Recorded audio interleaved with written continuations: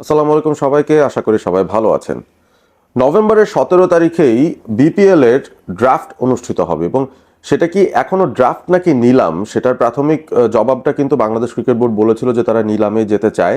তবে এখন আবার কানাঘুষা শোনা যাচ্ছে যে ড্রাফটের জায়গায় নিলামও হতে পারে এবং সেই নিলামটা যদি হয় তাহলে প্রত্যেকটা দলকে একটা স্পেসিফিক অ্যামাউন্ট অফ বাজেট দেওয়া হবে, একটা ক্যাপ দেওয়া হবে, যে ক্যাপের ভেতরে তারা প্লেয়ারদেরকে নিলামের মাধ্যমে কিনে নিতে পারবেন। সো ওই বিষয়টা নিয়ে কতটুকু কি কাজ হচ্ছে, আমার মনে হয় বিপিএল গভর্নিং কাউন্সিল তারা এই বিষয়গুলো নিয়ে কাজ করছে, সেই ডিটেলসগুলো খুঁটিনাটি বের করার চেষ্টা করছে।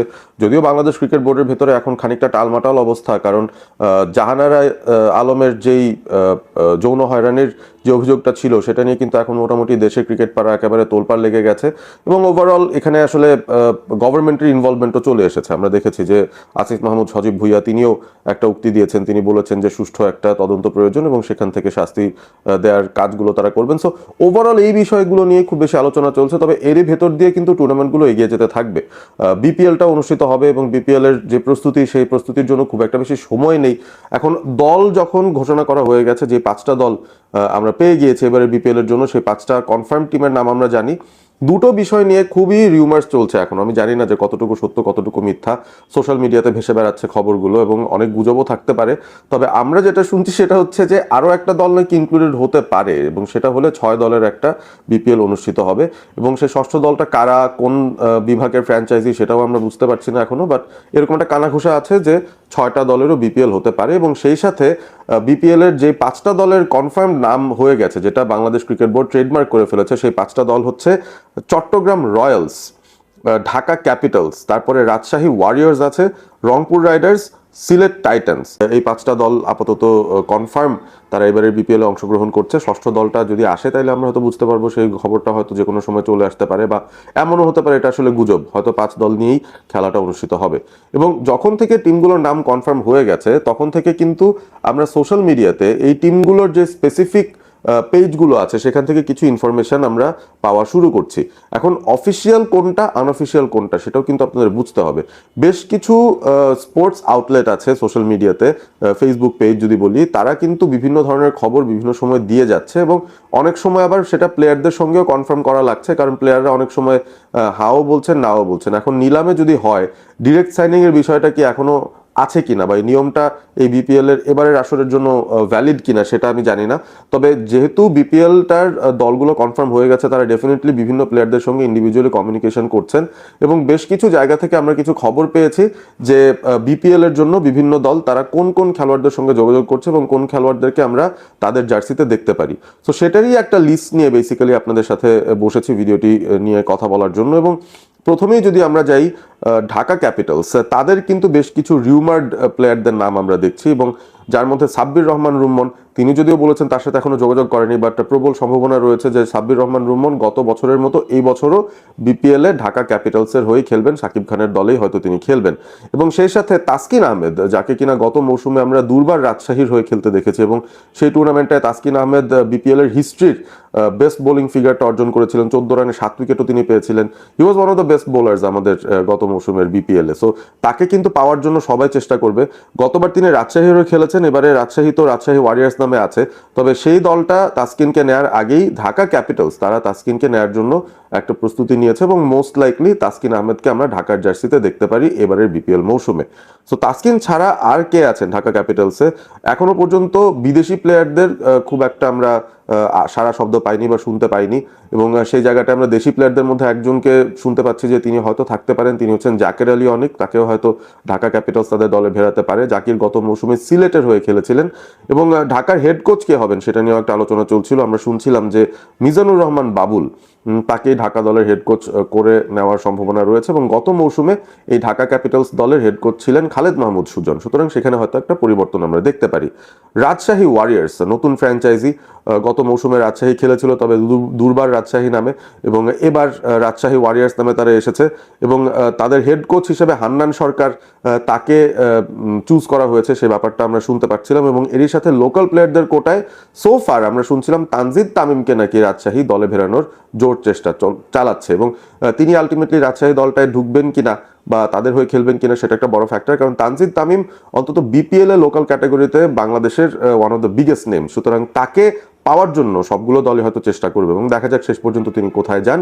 রাজশাহীতে মুশফিকুর রহিমেরও নাকি খেলার কথা, এরকম একটা ব্যাপার আমরা শুনছি।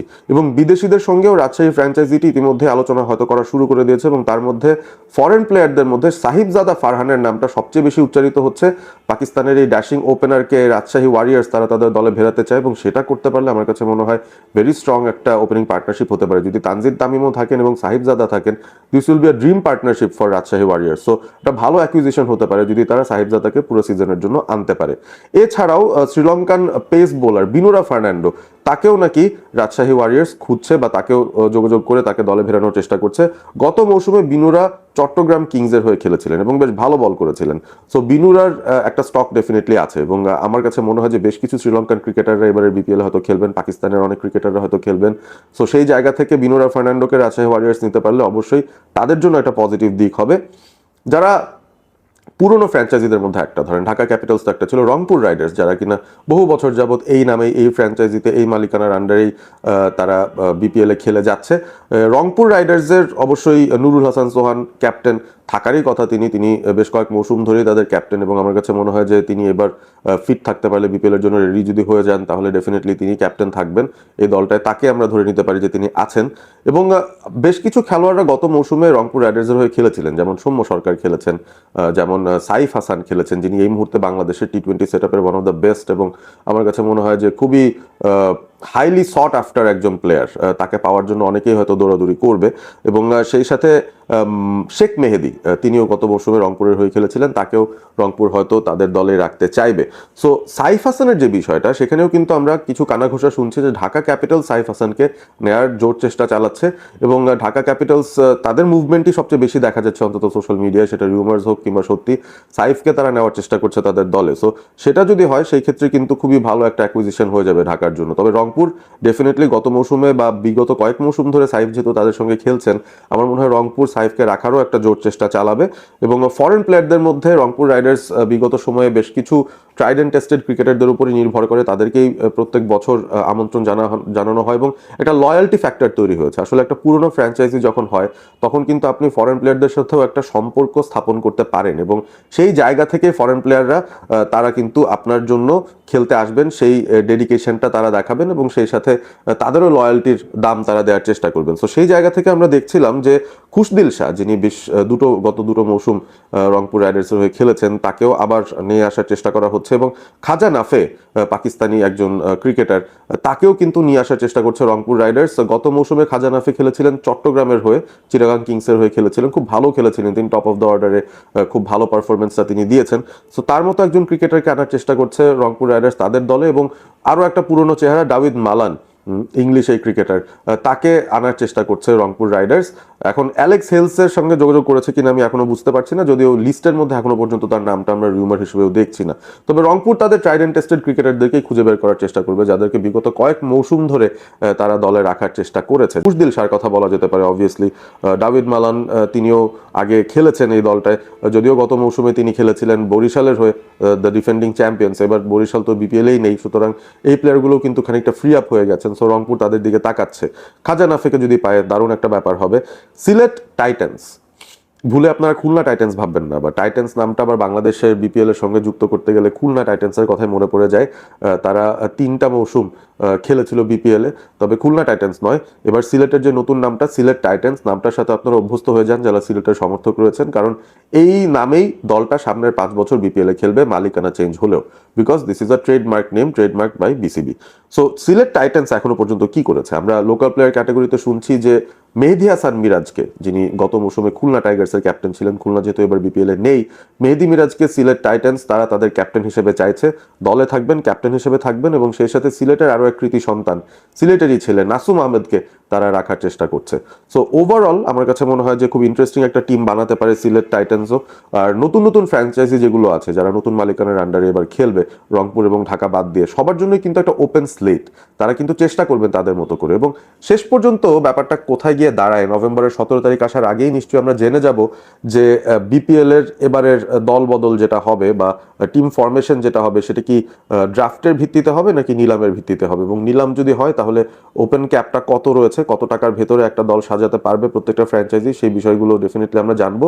এবং কোন দল কাকে নিচ্ছে সেটার ব্যাপারে হয়তো নিলামের আগেই একটা আইডিয়া আমরা পেতে পারি। কিছু রিউমার্স তো আছেই, বিভিন্ন সোশ্যাল মিডিয়া পেজ থেকে বিভিন্ন রিউমার্স আসছে। তবে আপাত মুহূর্তে এই হচ্ছে আমাদের কাছে আপডেট যা আমরা খুঁজে পেয়েছি। সামনেও যদি এই টাইপের কোনো আপডেটস আসে ডেফিনেটলি আপনাদের সঙ্গে শেয়ার করব।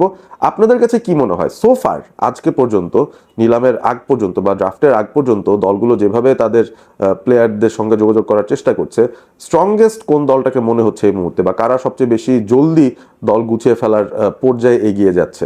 এবং ওভারঅল এবারের বিপিএল এ লোকাল প্লেয়ারদের পাশাপাশি ফরেন প্লেয়ার যাদেরকে আনা হবে, আপনার কাছে কি মনে হয় যে গত বিপিএল এর তুলনায় এবার বেটার কোয়ালিটি ফরেন প্লেয়ার্স এই বিপিএল দলগুলো আনতে পারবে? সেই ব্যাপারটাও আপনারা কমেন্ট করে জানিয়ে দিতে পারেন। আপনাদের সমর্থনটাও জানাতে ভুল করবেন না, বিপিএল এবার কোন দলকে আপনারা সাপোর্ট করছেন, যারা যারা এবারের বিপিএল এ খেলছে। এবং সেই সাথে 6 দলের বিপিএল হলে কি ব্যাপারটা ইন্টারেস্টিং বেশি হবে, নাকি আসলে 5 দল নিয়ে এগিয়ে যাওয়া দরকার, সেই বিষয়গুলো আপনারা কমেন্ট করে জানিয়ে দিতে পারেন। ষষ্ঠ দলটা কে হতে পারে সে ব্যাপারেও আপনাদের ধারণা জানাতে পারেন কমেন্ট করে। ভিডিওটি ভালো লেগে থাকলে অবশ্যই বন্ধুদের সঙ্গে শেয়ার করবেন এবং সাবস্ক্রাইব করবেন অল স্পোর্ট এবিপি। ভালো থাকবেন সবাই।